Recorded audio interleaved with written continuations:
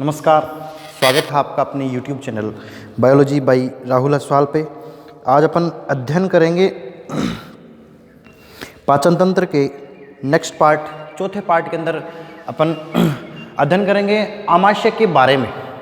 अपना भोजन अपन ग्रहण करने के बाद में ग्रसिका के माध्यम से जिस भाग में पहुंचता है उसको अपन आमाशय कहते हैं। आमाशय एक थैले जैसी संरचना है और अंग्रेजी के अक्षर जे के जैसी इसकी स्ट्रक्चर है। इसका मुख्य कार्य भोजन को 4 से 5 घंटे के लिए अस्थायी रूप से संचित करना और विभिन्न प्रकार के एंजाइम और HCl अम्ल की सहायता से भोजन को अब जटिल से सरल टुकड़ों में तोड़ने का मुख्यतः इसका कार्य होता है।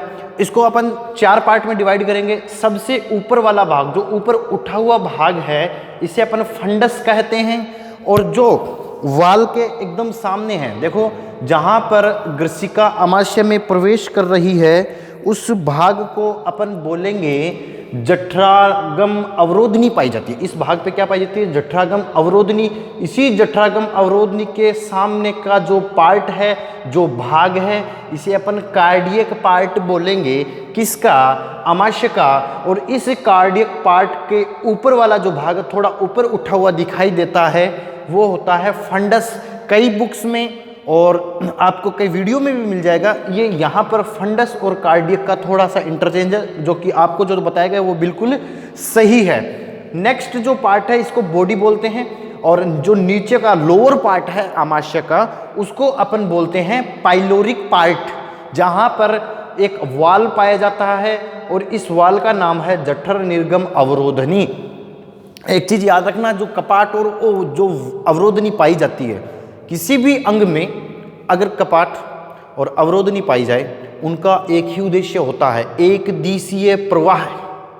मतलब कोई किसी भी पदार्थ को एक दिशीय प्रवाह की ओर लेके जाते हैं, वापस नहीं आने देते उसका। इनका एक ही उद्देश्य होता है, ठीक है।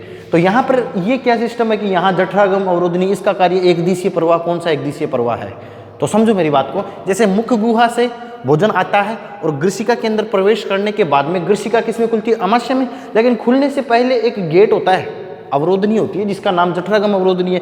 इस जठरागम अवरोधनी का कार्य क्या होता है? जब भोजन आमाशय के अंदर पाचित होता रहता है उस दौरान अगर HCl अम्ल, आपको पता है खतरनाक अम्ल होता है, तो उस HCl अम्ल या जो स्टोर किया गया भोजन है स्थायी रूप से, वो भोजन वापस ऊपर की ओर ग्रसिका में प्रवेश न कर जाए, इसलिए अवरोधनी क्या करती है? एक दिशीय प्रवाह, मतलब नीचे की ओर गति करवाती है। लेकिन उल्टी का जो केस होता है, वोमिटिंग, उसमें ये क्रिया विपरीत होने लगती है। जनरली मैंने आपको बताया था ग्रसिका के अंदर क्रमाकुंचन गतियां पाई जाती है, लेकिन यहाँ पर उल्टी के जो केस में, वोमिटिंग की बात कर रहा हूँ मैं, उल्टी के केस के अंदर क्या होगा? प्रतीप क्रमाकुंचन गतियां होंगी हमेशा, ठीक है। याद रखना मेरी बात को। अब आगे बात करते हैं। तो जठरागम अवरोधनी का कार्य होता है भोजन को ग्रसिका में वापस नहीं जाने देना। और जठर निर्गम अवरोधनी का कार्य क्या होता है? जो भोजन आमाशय से, या आप ऐसे बोल सकते हो आमाशय के अंदर भोजन पाचन के दौरान बिना पचे ही, या 4 से 5 घंटे इसका टाइमिंग होता है, यहाँ जो क्रियाएं संपन्न होनी होती है उनके बाद में ही ये ग्रहणी के अंदर प्रवेश करता है। आमाशय का जो नीचे वाला भाग है वो छोटी आंत के ग्रहणी भाग से जुड़ा होता है। देखो ये लिखा है, एक सी आकार की ने लिखा है, ठीक है। इसे ग्रहणी बोलते हैं। आगे मैं आपको आंत के अंदर बताऊंगा इसके बारे में, ठीक है। तो आमाशय का नीचे वाला पार्ट किसके अंदर खुलता है? छोटी आंत के ग्रहणी भाग में। और इसी ग्रहणी और आमाशय के बीच में एक अवरोधनी पाई जाती है, जिसे कहते हैं जठर निर्गम अवरोधनी कहते हैं। अब अपन बात करते हैं आमाशय स्थित कहाँ होता है। आमाशय जनरली अपन बात करेंगे अपनी उदर गुहा के अंदर, डायफ्राम के जस्ट नीचे बाईं ओर पाया जाता है। कहाँ पाया जाता है? उदर गुहा के अंदर स्थित होता है और डायफ्राम के जस्ट नीचे। डायफ्राम एक मध्य पट है, उसे मैं आपको श्वसन तंत्र में डिस्कस करूंगा। इसमें श्वसन तंत्र में अपन बात करेंगे डायफ्राम की कि वास्तव में डायफ्राम क्या होता है, ठीक है। तो अब आगे अपन बात करते हैं कि आहार नाल का जो सबसे चौड़ा भाग है और थैलेनुमा, अंग्रेजी के अक्षर जे के जैसी आकृति होती है किसकी? आमाशय की। और अगर इसकी स्थिति की बात करूं तो डायफ्राम के नीचे बाईं ओर उदर गुहा में उपस्थित होता है। ये बात आप याद रखना। नेक्स्ट अपन बात करते हैं आमाशय में लगभग 4 से 5 घंटे तक भोजन क्या कर सकता है? स्टोर रहता है अस्थायी रूप से। और एक स्टार पॉइंट है कुछ, उनका अपने अध्ययन कर लेते हैं। उल्टी के दौरान जठरागम अवरोधनी प्रभावी तरीके से कार्य नहीं करती है। कौन सी अवरोधनी? ये जठरागम अवरोधनी प्रभावी तरीके से कार्य नहीं करेगी तो भोजन कहाँ चला जाएगा? वापस ग्रसिका में चला जाएगा तथा आमाशय का अर्धपचित भोजन मुख गुहा से बाहर आ जाता है, जिसके कारण प्रतीप कर्माकुंचन गतियां होती है, मतलब उल्टी, रिवर्स, ठीक है, पेरिस्टलाइसिस क्रियाएं। अब देखो एक चीज और है कि अभी मैंने बोला कि अर्धपचित भोजन मुख गुहा से बाहर, मुख गुहा की ओर आ जाता है, ठीक है, तो उल्टी के केस में बाहर आ जाता है मुख गुहा से। लेकिन कई बार अपना भोजन अपन ज़्यादा मात्रा में कर लेते हैं, या ज़्यादा स्पाइसी भोजन कर लेते हैं, या सफ़र के दौरान अपन भोजन ज़्यादा करके चले जाते हैं, या पानी की बहुत मात्रा ले लेते हैं भोजन के बाद में, तो अपने हिचकी के साथ एसिड आने लगता है गले के अंदर, ग्रसिका वाले भाग के अंदर जलन महसूस होती है। उस जलन को अपन क्या कहते हैं? पाइरोसिस। उसका क्या नाम है? पाइरोसिस नाम है बेटा, याद रखना है ना। वो क्या है? पाइरोसिस है, जो HCl अम्ल के कारण जलन अपन को महसूस होती है। उस दौरान भी क्या है? ये जठरागम अवरोधनीय तरीके से प्रॉपरली कार्य नहीं करती है। नेक्स्ट, वमन केंद्र, यानी अपने मस्तिष्क के अंदर अपने वमन को नियंत्रित करने के लिए एक सेंटर पाया जाता है, कंट्रोल पॉइंट होता है। ये मस्तिष्क पढ़ाऊंगा तब भी समझाऊंगा। तो ये मस्तिष्क का भाग है, वमन केंद्र। मेडुला ओब्लोंगेटा, मस्तिष्क का कौन सा पार्ट? मेडुला ओब्लोंगेटा में उपस्थित होता है, और इसका कार्य क्या होता है? वमन को नियंत्रित करके रखना, ठीक है। नेक्स्ट, जुगाली करने वाले जीवों में आमाशय की 4 कक्ष होते हैं। जुगाली करने वाले जीव जो क्या करते हैं? अपने भोजन को ग्रहण करके वापस उसको लेके आते हैं मुख गुहा में और पाचित कर लेते हैं। ऐसे जीवों को अपन क्या कहते हैं? जुगाली कर रहे हैं। आपने अक्सर देखा होगा कि गाय भैंसे अपना चारा चरने के बाद में अब एक साथ अंदर ले लेते हैं पूरा, उसके बाद वापस धीरे धीरे उसको वापस चबाना स्टार्ट करते हैं कुछ समय बाद में। तो ये क्या है? जुगाली है। इनका जो आमाशय 4 कक्षों में डिवाइड है बेटा, 4 कक्षों में। पहले का नाम है रूमेन, दूसरे का नाम है रेटिकुलम, दूसरे का नाम है ओमेसस, और चौथे का नाम है एब ओमेसस, ठीक है। लेकिन अपन यहाँ पे जो क्वेश्चन आता है कंपटीशन एग्जाम में, वो पूछा जाता है रूमेन और रेटिकुलम भाग से। क्या बताया जाता है कि ये जो रूमेन और रेटिकुलम भाग है, इनमें सहजीवी जीवाणु उपस्थित, सहजीवी जीवाणु मतलब जीव के साथ जीने वाले, यानी इन पर निर्भर होते हैं, वो जीवाणु उपस्थित होते हैं। तो जीवाणु का नाम है रूमेनोकोकस, रूमेन भाग में पाया जाता है, इसलिए बोला है रूमेनोकोकस, ठीक है। इसके बाद में एक मेथेनोजन प्रकार के भी क्या पाए जाते हैं? जीवाणु पाए जाते हैं, जो मेथेन का संश्लेषण करने में सहायक होते हैं। तो ये पार्ट थोड़ा सा इंपॉर्टेंट पार्ट है कंपटीशन की दृष्टि से, यहाँ से अक्सर प्रश्न पूछे भी गए हैं। एक और याद रखना, जो ऊंट के आमाशय में पानी संचय करने वाली जो कोशिकाएं हैं, जल संचय करने वाली कोशिकाएं पाई जाती हैं ऊंट के आमाशय के अंदर, तभी तो वो 7 से 8 दिनों तक बिना पानी पिए भी सर्वाइव कर पाता है, ठीक है। तो जो वाटर का होल्डिंग कैपेसिटी है, उनके अंदर कुछ जल कोशिकाएं पाई जाती हैं। उन जल कोशिकाओं से ऊंट क्या करता है? वाटर को होल्ड कर लेता है, और जैसे जैसे आवश्यकता होती है तो वो उनको उसी जल को वापस यूज कर लेता है। ये एक प्रकार का मरुस्थलीय अनुकूलन है, किसके अंदर? ऊंटों के अंदर, ठीक है। यहाँ तक आपको समझ में आ गया होगा, और समझ में आ रहा है, अच्छा कंटेंट लग रहा है, तो आप अपने YouTube चैनल को सब्सक्राइब और शेयर कर सकते हैं। तो एक बार आप स्क्रीनशॉट ले लीजिए, उसके बाद में अपन आगे पढ़ते हैं इसके बारे में। तो आपने स्क्रीनशॉट ले लिया होगा। अब अपन बात करते हैं आंत्र के बारे में, ठीक है।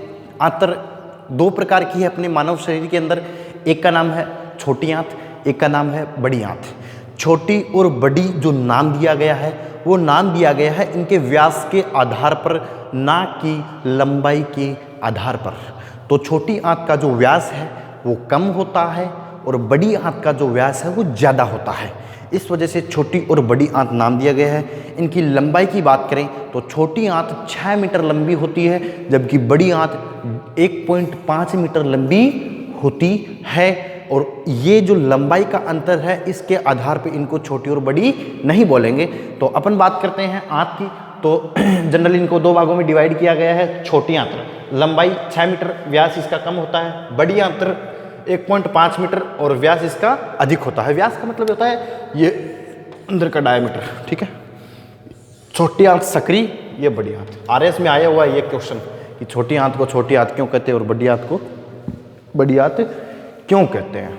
अब बात करते हैं छोटी आंत की। तो छोटी आंत को 3 भागों में अपन विभाजित कर सकते हैं, ठीक है, या ऐसे भी बोल सकते हैं कि 3 भागों से ये निर्मित होती है। पहला भाग है ग्रहणी, दूसरा मध्यांतर, तीसरा क्षुद्रांत्र। Duodenum, jejunum, ileum. Duodenum, jejunum और इलियम। ठीक है, तो जो ग्रहणी भाग है छोटी आंत का, वो सबसे छोटा भाग है और अंग्रेजी के अक्षर सी या आपको कहीं कहीं मिलेगा यू आकार। आपको यू याद रखना है। ठीक है, आपकी जो एनसीईआरटी है, एनसीईआरटी बुक, ये यू को फॉलो करती है। ठीक है, और कई जगह सी भी मिल सकता है ना, सी और यू। ठीक है, सी आकार का। और भोजन का सर्वाधिक पाचन जो संपन्न होता है वो छोटी आंत के ग्रहणी भाग में ही होता है। बस इतना याद रखना है। इसके बाद में मध्यांतर। मध्यांतर क्षुद्रांत्र से छोटा भाग है। किससे? क्षुद्रांत्र, यानी अगला पार्ट है। और क्षुद्रांत्र सबसे बड़ा भाग है। इसका मतलब सबसे बड़ा भाग छोटी आंत का क्षुद्रांत्र भाग होता है और सबसे छोटा भाग कौन सा होता है? ग्रहणी भाग होता है। ठीक है, अब इन दोनों की बात करेंगे। मध्यांतर और क्षुद्रांत्र होता है, उसमें जो पचित भोजन है उसका सर्वाधिक अवशोषण होता है। कहने का मतलब पचित भोजन का सर्वाधिक अवशोषण कहाँ होता है? छोटी आंत्र के मध्यांतर और क्षुद्रांत्र भाग में। और सर्वाधिक पाचन की जो क्रिया संपन्न होती है वो कहाँ संपन्न होती है? छोटी ही आंत के ग्रहणी भाग में। आगे बात समझ में?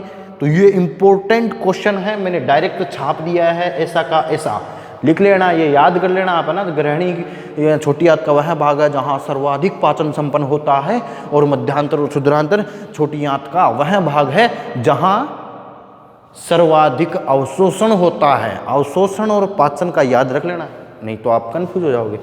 अब बात करते हैं मध्यांतर व क्षुद्रांतर में अवशोषण के सतही क्षेत्रफल को बढ़ाने के लिए 3 संरचनाएं उपस्थित होती है अपने आंतों के अंदर।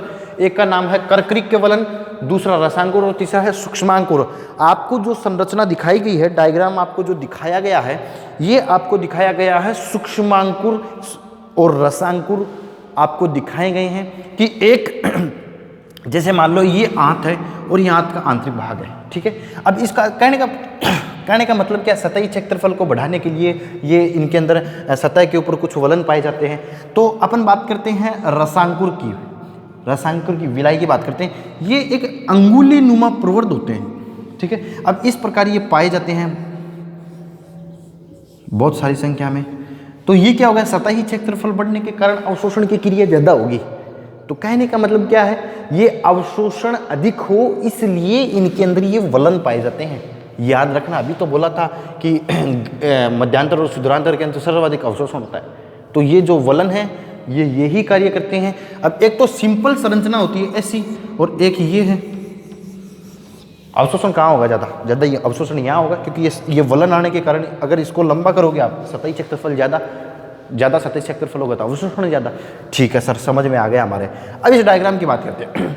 देखो ये जो डायग्राम यहाँ देखो, ये जो ऊपर वाली अंगुली नुमा प्रवर्ध है, मैंने थोड़ा मोटा बनाया, इसलिए बनाया कि आपके अंदर की जो संरचना है वो समझ में रहे। तो ये जो मोटी वाली संरचना, इसको अपन अंगुली नुमा जो बड़ी वाली है इसको अपन बोलेंगे रसांकुर बोलेंगे। और रसांकुर के ऊपर छोटी छोटी हेयर लाइक स्ट्रक्चर पाई जाती है, उन्हें बोलते हैं सूक्ष्मांकुर। और इन्हीं संरचना के अंदर एक लसिका वाहिनी पाई जाती है, जिसे अपन बोलते हैं लैक्टियल वाहिनी। ये क्या करती है? पचित भोजन का अवशोषण करती है, जिनमें मुख्यतः वसा होती है। वसा का डायरेक्ट एब्जॉर्वेशन नहीं होता, लसिका वाहिनी द्वारा ये ब्लड में पहुंचाई जाती है।